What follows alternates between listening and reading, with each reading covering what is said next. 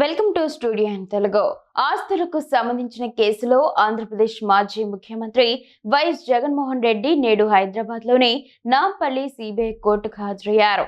నిర్దేశించిన సమయానికి కోర్టుకు చేరుకున్న జగన్ కోర్టు హాల్లో కేవలం 5 నిమిషాలు మాత్రమే ఉన్నారు. విచారణ సందర్భంగా జగన్ ను జడ్జి ఎలాంటి ప్రశ్నలు అడగలేదు. కేవలం ఆయన హాజరును మాత్రమే జడ్జి పరిగణలోకి తీసుకొని సంతకం చేయించుకొని పంపించేశారు. రాబోయే రోజుల్లో పిటిషన్లపై విచారణ జరగనుంది.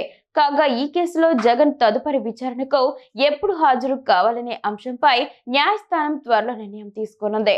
మరోవైపు కోర్టు నుంచి బయటకు వచ్చిన జగన్ నేరుగా హైదరాబాద్ లోని తన నివాసమైన లోటస్ పాండ్ కు వెళ్లారు. లోటస్ పాండ్ వద్దకు అప్పటికే పెద్ద సంఖ్యలో వైసీపీ శ్రేణులు చేరుకున్నారు.